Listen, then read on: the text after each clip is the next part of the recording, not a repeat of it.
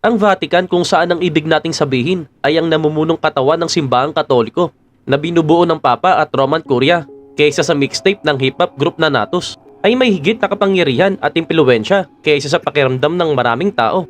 Itinatag ito noong unang siglo at ang organization na ito ay ganito na katanda at hindi makakaila na maaaring mayroon silang ilang tunay na nakagagambalang mga lihim sa ilalim ng kanilang napakataas na pwesto.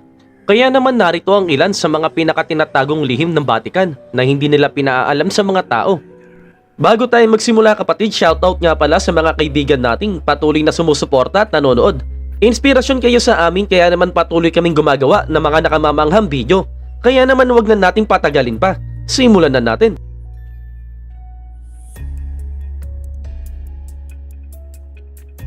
Missing Books of the Bible. Noong taong 1684, inalis ng Vatican ang 14 na aklat sa Biblia at hanggang ngayon walang paliwanag dito kung bakit. At ang Vatican ay masaya dahil hindi ito nalalaman ng lahat ng tao. At sa katunayan, mayroong 80 aklat sa Biblia nang isinalin nito mula sa Latin patungo sa English noong 1611. At sa ngayon mayroon na lamang 66 na aklat. Ang mga nawawalang aklat ay kilala bilang apokripa na sa Griego ay nangangahulugang hidden. Kasama na sa mga nawawalang aklat ay ang Esdras, Tobit, The Wisdom of Solomon, The Songs of Three Holy Children, Bel and the Dragon, Maccabees, at The Prayer of Manasseh. Ang mas kakaiba pa dito ay ang pangalan ni Jesus ay nabaybay na Lesus bago ang 14 na aklat na ito ay tinanggal. Binago ng simbahan ang pagbigkas at pagbabaybay. At kung wala silang binago, masasabi mong Yahusha ang pangalan ni Jesus. Kaya bakit nga ba nila inalis ang mga mahiwagang aklat na ito? Mayroong maraming teori. Ang ilan ay nagsasabi na ang mga nilalaman ng mga aklat ay hindi akma sa salaysay ng simbahang Romano-Katoliko, kaya't ang mga ito ay inalis.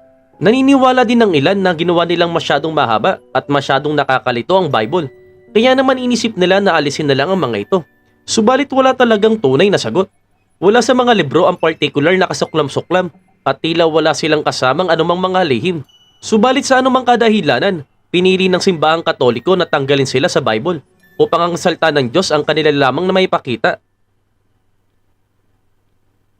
Alien influences. Ang professor ng Russia na si Henry Ludwig ay di umano'y nakakuha ng access sa Secret Vatican Archive noong 1920s at nakarating sa ilang lubang na kagagambalang information. At bago ako magpatuloy, tandaan mo na hindi ito 100% kumpirmado. Ang kwento na ito ay umiikot na sa halos isang siglo.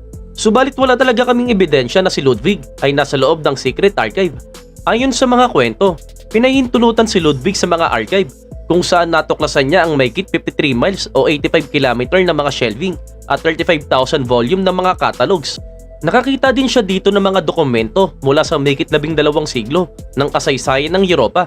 At habang siya ay nag-browse sa tila walang katapusang koridor ng mga sinaunang teksto, nagsimula siyang makahanap ng mga bagay na walang katuturan.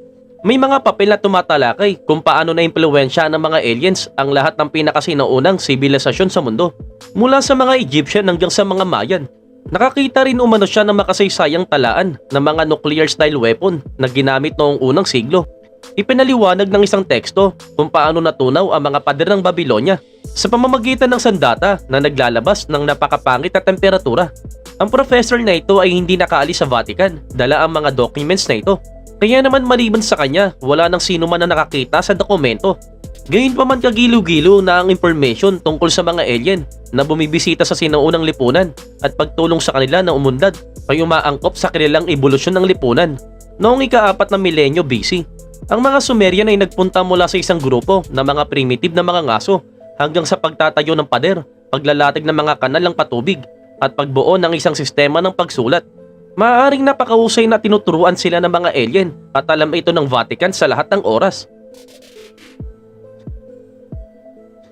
The Antichrist. Noong 2010 si Reverend Gabriel Amort, 85 taong gulang. Siya rin ang punong exorcist sa Vatican na may kasaysayan ng panggagamot sa higit 70,000 kaso ng demonic possession. Meron siyang maliit na opisina sa ikatlong palapag ng Vatican City kung saan siya ay nagpatakbo bilang isang tunay na exorcist sa loob ng 25 taon. Sa isang panayam sa Italian newspaper La Repubblica, ipinagtanggol niya ang kanyang gawain. At malayang inamin na naniniwala siya ang Diablo ay dalisay at invincible spirit of devil. Sinabi niya din sa mga reporters na ang Diablo ay nakapagsasalita ng maraming wika. Maaari niyang baguhin ang kanyang sarili sa kalooban at maaari siyang manatiling nakatago kung kinakailangan. Ang mismong katotohanan na pinahihintulutan ng Vatican ang higit sa 70,000 exorcism ay medyo nakakagulat. Subalit marahil ang mas nakakagulat dito ay nang talakayin ni Reverend ang isang pagkatake ng Diablo noong 1981. Sinabi ni Gabriel Amort na ang Diablo ay nakalusot sa Vatican at sinubukan direktang salakayin si John Paul II. At pagkatapos noong 2008, ang Diablo ay bumalik muli sa Vatican at sinapian ng isang Swiss-Italian na si Susana Maiolo. Noong disperas ng Pasko, sinubukan niyang itulak pababa si Pope Benedict XVI. Subalit naawat ito ng mga gwardya. Bumalik siya sa susunod na taon sa disperas ulit ng Pasko sa misa sa hating gabi at pinatumba ang Papa. Malamang si Susana ay dumaranas lamang ng isang uri ng sakit sa pag-iisip, tama ba? Subalit ayon kay Reverend, siya ay isang alipin ng Diablo. Si Reverend ay pumanaw noong 2016 at nag-iwan ng kakaibang legacy ng demonic paranoia sa Vatican. Ano sa tingin mo? Sinaniban ba talaga ang babae? The Lost Gospel. May nakasulat umano na evidence na pinakasalan ni Jesucristo si Maria Magdalena at nagkaroon sila ng sanggol. Ang ebidensya ay dumating sa anyo ng isang manuscript mula sa ika-6 na siglo, nang ito ay isinalin mula sa Griego tungo sa sinaunang wika ng Syriac. Sinasabi ng manuscript na ang kwento ni Jesus bilang isang may sapat na gulang na hindi kailanman tinalakay sa Bible. Nakita natin ang kanyang kapanganakan at kanyang kamatayan, subalit hindi ang 30 taon sa pagitan. Ang manuscript ay nagsasabi ng isang kwento tungkol kay Jesus bilang isang sexual person na umibig kay Maria Magdalena at nagkaroon ng ilang mga sanggol. Ito ay malinaw na controversial para sa maraming kadahilanan. Una, ang manuscript ay hindi mapagkakatiwalaan. Ito din ay isang tunay na piece of work na makikita sa British Library. Subalit walang nakakaalam kung saan ito nanggaling o kailan ito ay sinulat. Dagdag pa dito, ipininta ng manuscript si Maria Magdalena bilang anak ng Diyos at kapwa manunubo sa sangkatauhan. At sa madaling salita, mahalaga din siyang kwento gaya ni Jesus. Subalit ito ay malinaw na hindi dapat manatili sa Vatican, na gustong i-whitewash si Jesus at gawing prude sa mga Kristiyano. Marami ring mga istorya nang naniniwala na si Jesus ay maaaring mamuhay na higit sa human lifestyle kaysa sa nais ng Vatican na isipin mo. Profiting from hypocrisy. Ang Vatican ay umuunlad ng madalas mula sa mga bagay na hindi nila pinaniniwalaan. Mayroon silang mahabang kasaysayan ng kayamanan, malalaking ari-arian at kapangyarihan at impluwensya sa pananalapi sa kabila ng pagiging religious entity. Bilang halimbawa, malamang hindi mo alam na ang Vatican ay namuhunan ng milyong-milyong euros sa pagpoproduce ng pelikulang Rocketman. Ito ay tila isang salungatan ng interes na isinasaalang-alang ang Rocketman ay isang pelikulang tungkol kay Elton John na nakahanap ng kaligayahan sa kanyang kasal sa kanyang asawang si David. Isang relasyong labis na kinasusuklaman ng simbahan. Subalit kahit na ganoon ang pelikula, ang Vatican ay walang problema sa pamumuhunan ng $1 million sa paggawa nito. The Deadsman Trial. Noong 897, si Pope Stephen VI ay dumaan sa maraming problema nang ilagay sa paglilitis ang isang patay. Isa ito sa mga pinakakakaibang bagay na ginawa ng Vatican. Ang mga labi ng dating papa ay nilitis ng kanyang kahalili. Ilang buwan na ding yumao si Pope Formosus at walang tunay na paraan upang ipagtanggol ang sarili o ang kanyang karangalan. Gayunpaman siya ay nabalisa, nagsuot ng damit at pagkatapos nanatili sa trono ng papa upang bigyan ng ustisya. Nag-appoint pa nga ng deacon para magsalita sa ngalan ng bangkay. At ang susunod dito ay talaga namang kakaiba. Inakusahan ni Pope Stephen VI ang papa sa harap ng madla at binato siya ng mga salita na parang sinisigawan niya ang isang tunay na buhay na tao. Ang yumaong papang ito ay nakatulan ng guilty sa uli at sa madaling salita, ninakaw niya ang trono sa papa. Si Stephen VI ay umaksyon habang ang official na papa ay nilabeled na null at void. Lahat ng ginawa ng dating papa ay binawi. 3 sa kanyang mga daliri ang pinutol at ang kanyang katawan ay itinapon sa ilog. At ilang sandali lamang si Pope Stephen VI ay itinapon sa kulungan at pagkatapos binikti hanggang sa mawalan ng buhay. Ang buong punto dito ay ang pagiging papa ay hindi pinakamahusay na trabaho sa mga araw ng medieval. Sila talaga ay mga lunatics.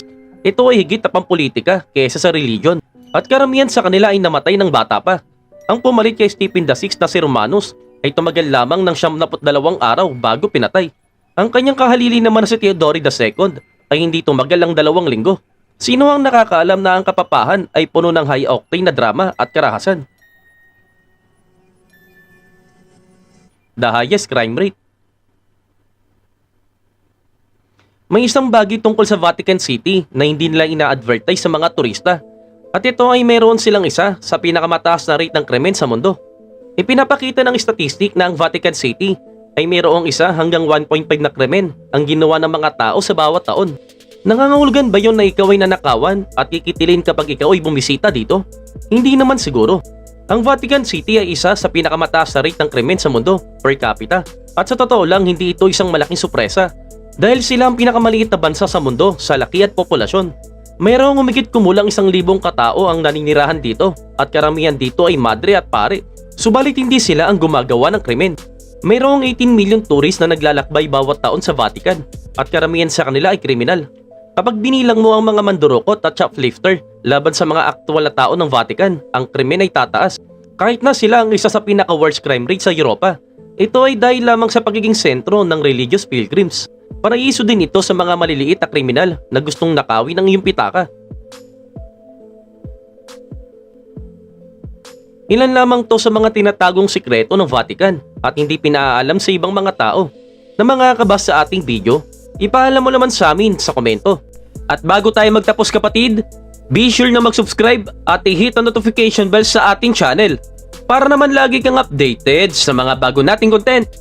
Muli, maraming salamat sa panonood. This is Noel Polo TV. Kita-kits sa next video.